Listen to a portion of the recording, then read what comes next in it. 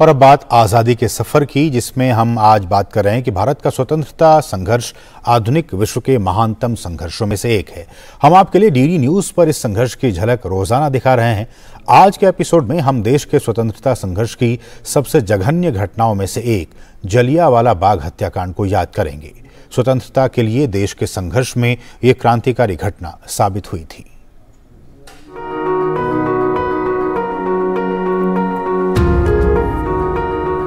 तेरह अप्रैल 1919 को भारत के स्वतंत्रता संघर्ष की सबसे जघन्य घटनाओं में से एक जलियांवाला हत्याकांड हुआ था। स्वतंत्रता के लिए भारत के संघर्ष में ये क्रांतिकारी घटना साबित हुई।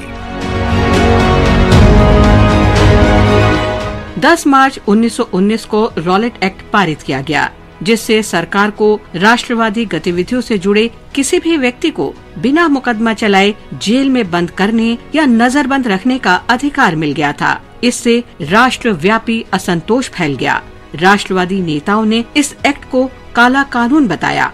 महात्मा गांधी ने रॉलेट एक्ट के विरुद्ध सत्याग्रह आंदोलन शुरू किया और 7 अप्रैल 1919 को प्रकाशित सत्याग्रही लेख में रॉलेट एक्ट का विरोध करने के तरीकों का वर्णन किया। ब्रिटिश सरकार ने गांधी जी को पंजाब में प्रवेश करने से रोकने के लिए निषेधाज्ञा लागू कर दी। इसका उल्लंघन करने पर उनकी गिरफ्तारी का आदेश भी जारी किया गया। हिंदू मुस्लिम एकता के प्रतीक दो प्रमुख नेताओं डॉक्टर सैफुद्दीन किचलू और डॉक्टर सत्यपाल ने रॉलेट एक्ट के विरुद्ध अमृतसर में शांतिपूर्ण मार्च का आयोजन किया।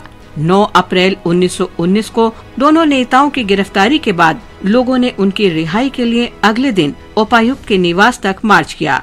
पुलिस ने उन पर गोलीबारी शुरू कर दी, जिसमें अनेक लोग घायल हुए। पंजाब के lieutenant governor Michael O'Dwyer ने अधिकारियों को सभी तरह के विरोध को दबाने का आदेश दिया। किसी भी तरह की जनसभा के लिए निषेधाज्ञा के बावजूद 13 अप्रैल 1919 को बैसाखी के दिन लोग ये उत्सव मनाने के लिए जलियांवाला बाग में एकत्र हुए। बैठक में 2 प्रस्तावों पर चर्चा होनी थी। 10 अप्रैल की गोलीबारी की निंदा और अधिकारियों से अपने नेताओं को रिहा करने का आग्रह।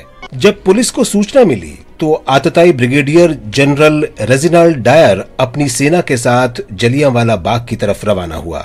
उसने सैनिकों को लेकर बाग में प्रवेश किया और बिना किसी चेतावनी के गोलीबारी का आदेश दे दिया। लोग बाहर की तरफ दौड़े, लेकिन डायर ने अपने सैनिकों को निकास द्वार की तरफ गोलीबारी का आदेश दे दिया। 10-15 मिनट तक अंधाधुंध गोलीबारी होती रही, जो गोलियां खत्म होने के बाद ही थमी। इस दौरान 1650 से अधिक गोलियों के राउंड दागे गए। जनरल डायर ने 291 लोगों के मारे जाने की बात कही, लेकिन मदन मोहन मालवीय के नेतृत्व में गठित समिति सहित अन्य रिपोर्ट के अनुसार गोलीबारी में 500 से अधिक लोग मारे गए।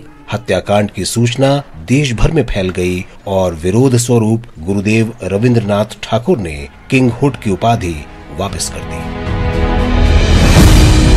हत्याकांड के दिन जनरल डायर की कार्रवाई को तत्काल पंजाब के lieutenant governor Michael O'Dwyer की स्वीकृति मिल गई और उन्होंने कहा, आपकी कार्रवाई सही है, लेफ्टिनेंट गवर्नर अनुमोदित करते हैं। दोनों ब्रिटिश अधिकारियों रेजिनाल्ड डायर और माइकल ओ डायर को उग्र आलोचना का सामना करना पड़ा। हत्याकांड की जांच के लिए 14 अक्टूबर 1919 को डिसऑर्डर इंक्वायरी कमेटी बनाई गई, जिसे हंटर कमीशन भी कहते हैं। कमीशन ने डायर की कार्रवाई की केवल निंदा की और उसे ब्रिगेड कमांडर के पद से त्याग पत्र देने को कहा। लेकिन भारतीय क्रांतिकारियों के दिलों में बदले की आग सुलगती रही। क्रूर ब्रिगेडियर जनरल रेजिनाल्ड डायर ने मस्तिष्क आघात के कारण 1927 में दम तोड़ दिया, लेकिन पंजाब के तत्कालीन lieutenant governor Michael O'Dwyer को अपने कुकर्म की सजा भुगतनी पड़ी, जब हत्याकांड के 21 वर्ष बाद 13 मार्च 1940 को लंदन में क्रांतिकारी स्वाधीनता सेनानी ऊधम सिंह ने उसे गोली मार दी। स्वतंत्रता के बाद भारत सरकार ने 1951 में क्रांतिकारियों और जघन्य हत्याकांड में मारे गए लोगों के स्मृति में जलियांवाला बाग में स्मारक बनवाया। ये संघर्ष और बलिदान के प्रतीक के रूप में खड़ा है और आज भी युवाओं को देशभक्ति की प्रेरणा दे रहा है।